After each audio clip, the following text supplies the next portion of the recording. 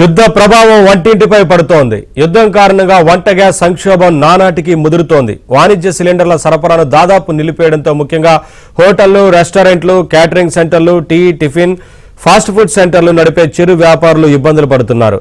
తెలుగు రాష్ట్రాల్లో సగానికి పైగా హోటళ్లు మూతపడ్డాయి. టిఫిన్లు, టీ, కాఫీ రేట్లు కూడా పెరిగిపోయాయి. టిఫిన్లపై 20 రూపాయలు, టీ, కాఫీలపై 5 రూపాయల వరకు అదనంగా చెల్లించాల్సి వస్తోంది.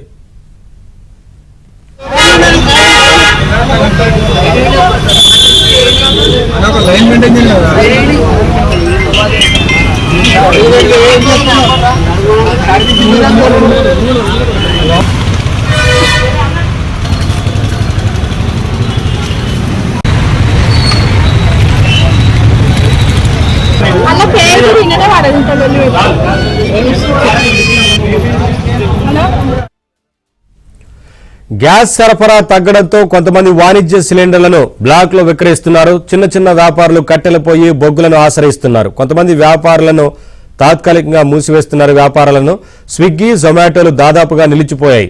హోటళ్లు, రెస్టారెంట్లలో వంటల తయారీ అంతగా లేకపోవడంతో వారికి ఆర్డర్లు రావడం లేదు.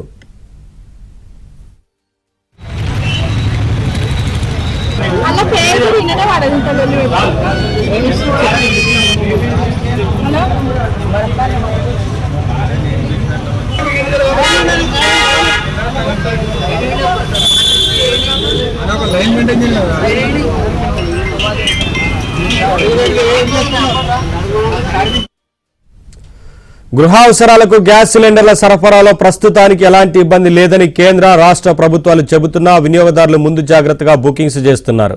సిలిండర్లు డెలివరీ అయ్యే వరకు వేచి చూడకుండా నేరుగా గ్యాస్ ఏజెన్సీలకు క్యూ కడుతున్నారు. ఆన్లైన్లో ఇబ్బడి ముబ్బడిగా బుకింగ్స్ చేస్తుండటంతో ఒత్తిడి పెరిగిపోయి సర్వర్లు పనిచేయడం లేదని గ్యాస్ ఏజెన్సీల నిర్వాహకులు వాపోతున్నారు.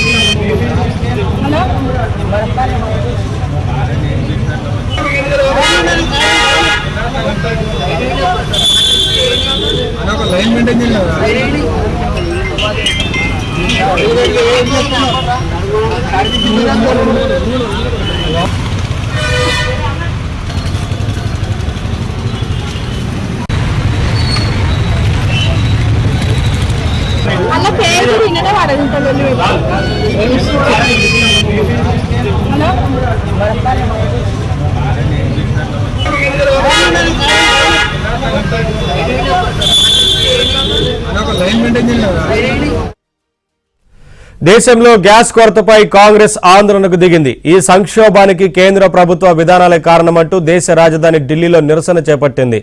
రోడ్డుపైనే కట్టెలపై ఏర్పాటు చేసి టీ, చపాతీ చేసి కాంగ్రెస్ శ్రేణులు నిరసన తెలిపాయి.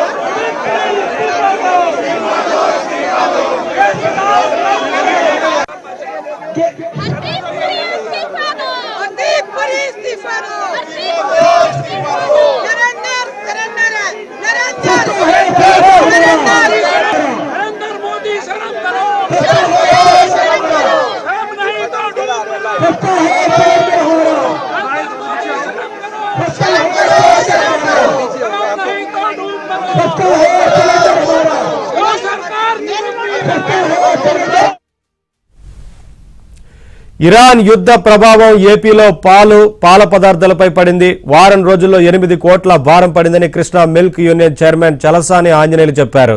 మరింత సమాచారం మా విజయవాడ ప్రతినిధి ప్రసాద్ అందిస్తారు. ఇవాళ గ్యాస్ కానీ పెట్రోలియం ప్రొడక్ట్స్ కానీ కావలసినటువంటి ముడి పదార్థాలన్నీ కూడా కావలసినటువంటి రంగాల్లో ఇవాళ ఈ యుద్ధాన్ని కనుక తక్షణం ఆపే కార్యక్రమం కనుక చేయాల్సినటువంటి బాధ్యత భారతీయులు ప్రతి ఒక్కరు మన ప్రజలందరి మీద కూడా ఏదో ఒక రకంగా, అది ఆర్థిక భారమే కాదు, ఈ ముడి సరుకులు దొరకకపోతే వచ్చేటువంటి ఇబ్బందులు కూడా చాలా ప్రమాదకరంగా కనపడుతోంది. కాబట్టి ఈ యుద్ధం ఎక్కడో ఇరాన్లో జరుగుతుంది అనేది కాదు, మనందరి మీద, ప్రపంచంలో ఉన్నటువంటి ప్రతి వ్యక్తి మీద కూడా ఈ ప్రభావం తీవ్రంగా పడతా ఉంది. కాబట్టి ఆందోళనకరమైనటువంటి విషయమే. ఇవాళ ఒక హోటల్స్లోనే కాదు, ప్రతి ఒక్క రంగంలో కూడా ఈ ఎఫెక్ట్ మేము ప్రొజెక్ట్ చేయలేకపోతున్నాం. ఇవాళ యాన్యువల్ టెన్షన్ కావాల్సిన ముడి సరుకాలు రేపు ఇప్పుడు ఇవ్వగలం, ఎప్పుడు ఇవ్వలేము, మాకు వచ్చేదాన్ని బట్టి లభ్యత ఆధారపడి ఉంది కాబట్టి చెప్పలేనటువంటి పరిస్థితులు ఉన్నాయి. కాబట్టి ఇది ఆర్థికపరమైనటువంటి భారం పడటంతో పాటు ముడిసరికి లభ్యత ప్రమాదం కూడా ఉంది. కాబట్టి ఖచ్చితంగా యుద్ధ నివారణ చర్యలు తీసుకోవడానికి ఇప్పటికే రాష్ట్ర కేంద్ర ప్రభుత్వాలు అన్ని రకాలుగా జాగ్రత్తతో ఎగరేస్తూనే ఉన్నారు.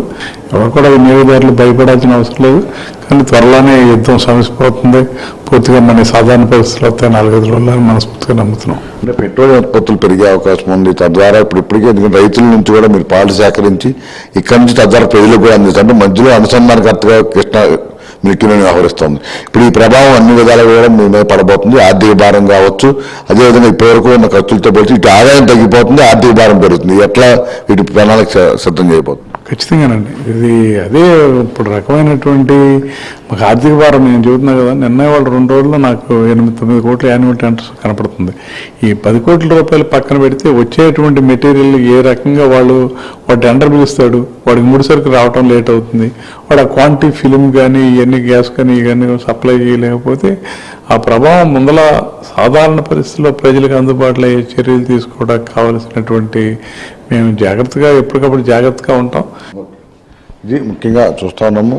ప్రధానంగా ఈ గ్యాస్ కొరతతో పాటు ఇటు యుద్ధం కారణంగా పెట్రోలియం ఉత్పత్తులు కూడా కొరత ఏర్పడే ప్రమాదం ఉన్న నేపథ్యంలో సాధ్యమైనంత త్వరగా యుద్ధాన్ని నివారించి అవసరమైన చర్యలు తీసుకోవాల్సిందిగా Krishna milk union chairman Chalasani Anjaneyulu కోరుతా ఉన్నారు. వీళ్ళ గణేష్తో వరప్రసాద్, ఎబ్రాంధ్రజ్యోతి, విజయవాడ నుంచి.